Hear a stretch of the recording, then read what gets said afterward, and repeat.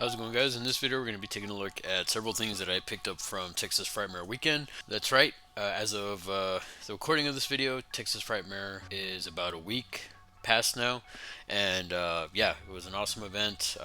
Really had a great time. This year was actually interesting. I didn't pick up as many figures. I did pick up several, but not as much as I have in the past. I actually picked up a lot more art prints and signatures. So this is going to be a two-part video. This first video is going to be obviously on figures and physical media that I picked up. Yes, I did pick up some physical media as well while I was out there. So first up, guys, we got the con exclusive. Only 500 of these were made by Trick or Treat Studios, the Texas Chainsaw Massacre Don't Mess with Texas variant exclusive.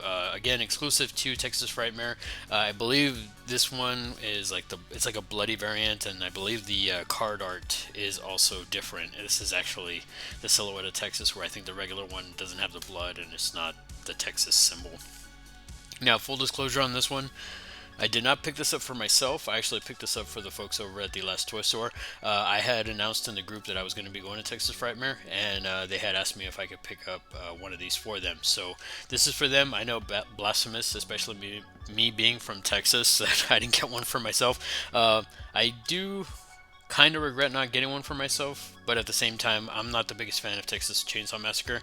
Again, blasphemous, I know, but I have my reasons for it, and especially after I had an issue with the people that own the rights to Texas Chainsaw Massacre last summer. So I won't get into that in this video or anything, but yeah, even more so because of that, even more so, I'm not a fan of the franchise. But the first one, I still do really like. I thought the first one was the best one. Going to switch over to physical media real quick, guys. I did pick up two VHS tapes from actually half price books, and one of them's horror and one of them's comedy. But I just had to get it, guys, because I'm a huge fan of this film and I'm a huge fan of Rodney Dangerfield. But I found Back to School, and yeah, had to pick it up. I really dig this movie, and when I saw it that they had it, I was like, yep, I'm definitely picking this up. Again, not horror, but still, I mean, this is a classic film. The next VHS I picked up, guys, from also Half Price Books, I picked up Dracula. Now, I already have this one, but this one was sealed. So, yeah, I honestly had to pick it up just because it was sealed. I was like, man, am I going to open it? I don't know.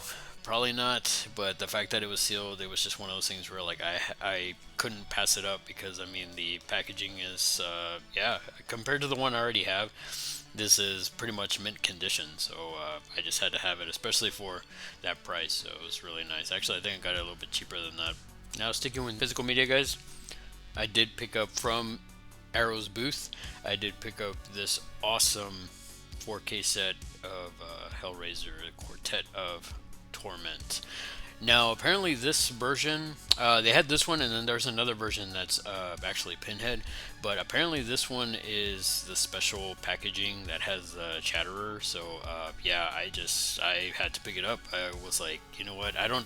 And the odd thing enough, too, I don't have any of the Hellraiser films on. Physical media, so I figured why not pick up this one and then pick up the special edition. So yeah, super excited to have this one in my collection. Obviously, as you can see, it has tons of stuff with it, and it only has Hellraiser 1 through Bloodline, which honestly, beyond that, you really don't need all the other ones. So that's the other cool thing. I thought this was really nice. I know that Arrow made the Scarlet box set, which is supposed to be like out of print and super rare now, but yeah, still super excited. I got this one in Ultra 4K, so can't wait to crack this open and go back and check these out, guys. Up next, guys, this is technically not considered physical media, but it's for physical media, and I got this from one of my favorite artists, Ghoulish Gary Pullen. He actually had some record slip mats. So yeah, this is his logo, Ghoulish right there, Ghoulish Gary. And yeah, I had seen on Instagram that he had posted he was gonna have some of these, and yeah, I was just like, no, I gotta pick this up. I'm a huge fan of his. He's one of my favorite artists, and I did pick up some work from him. So in part two of this video, I'll show off some of the artwork that I got from Gary. But I'll leave a link to his Instagram and his website in the description. Definitely check his artwork out. He is an amazing artist. But yeah, I got this awesome jack-o'-lantern slip mat for my vinyls. So super excited for this, guys. Can't wait to pop this on there and listen to some vinyls. Now onto some figures, guys. I did pick up not as many as I usually do, but I did pick up 3 in particular. One being this awesome Sideshow Classic Edition Phantom of the Opera from '99. I have to say, I didn't know these existed until I got the Creature from the Black Lagoon, and yeah, I saw these at. I wish I could give these people a shout out, but they didn't. They told me they didn't have a social media presence. So, huge shout out to these people. They had this one, and the box is in great condition too. I went back on Sunday, and they still had this one as well as the other figure that I picked up with it, and I got a great deal for picking up both of them at the same time. But yeah, this one turned out absolutely killer. I think they did a great job with Lon Chaney's likeness, and for it being a figure from '99, love the packaging on this. They had the other figures in the line, which is I guess from Series 1. They got Frankenstein's Monster, Wolfman, the Mummy, and then Series 2 had Bride of Frankenstein and Creature from the Black Lagoon. So I have this one. Previously I got on eBay. Now I have this one, and I also got the Mummy from Series 1.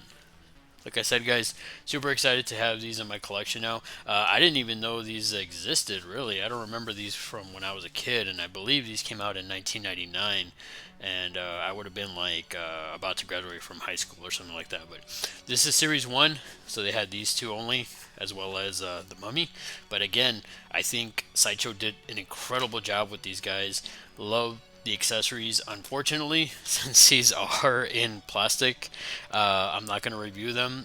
They're going to stay in their plastic prison, but they just look amazing. And finally, guys, I like to think I saved the best for last. I did pick up also from another vendor that doesn't have an online presence, but yeah, I was super excited when I found this one, and I am so glad for the price, because they had it at a killer price, and especially the fact that it's still sealed. I got this NECA NES Predator figure. Super stoked to see this, and then the price that I picked it up for was absolutely incredible. I had to pick it up, and like I said, it's still sealed, guys. So whether I'm gonna open this up and review it, I don't know. I'm still debating that, because yeah, I mean, this thing is really cool. Love the packaging, that old school Predator cover art, and then Predator on the side. On the back you have Arnie, and then here you have a couple photo shots of the figure, which is that awesome NES aesthetic coloring and stuff like that. Like I said, I am super excited to have this one in my collection, and yeah, just as I've said plenty of times on the channel, I'm a sucker for that NES 8-bit, 16-bit aesthetic. Lastly, guys, some of the things I forgot to mention was I got several stickers. I got this really cool Frankenberry meets the Fruit Brute. One of the vendors had this, and my buddy Joe actually was buying some stickers, and I saw this one, and he got this one for me. So it's gonna go on the foam core. Really excited about this one. As y'all know, I'm a sucker for the cereal monsters. Although Boo Berry is my favorite, but this is actually still pretty cool. I like the take that they did with this one. From one of the artists that was there, I got a couple stickers. Now, I did buy an art print from this artist, but I'm going to show that in the next video. But he also gave me a sticker of a smiley face with, I think, melting there. And then this is one of his logo art. He also has this as an art print, but that's his website. So super excited for the art print that I got from this guy. When I saw that he posted it on Instagram, I had to have it. So but you'll see that in the next video. But really cool. I was able to get some of these stickers from his table as well. And from another vendor, I was able to get this awesome Monster Squad sticker. Really cool that the artist incorporated all the monsters, different fingers. I thought that was really cool. And then the Monster Squad logo, I thought that's really cool. So this is also going to go on the foam core, and yeah, I saw this and I was like, oh man, I had to have this one. I thought this one was really cool. The only other thing that I got beyond this, as for physical stuff, from the Arrow booth, I did get this pin for Arrow Video.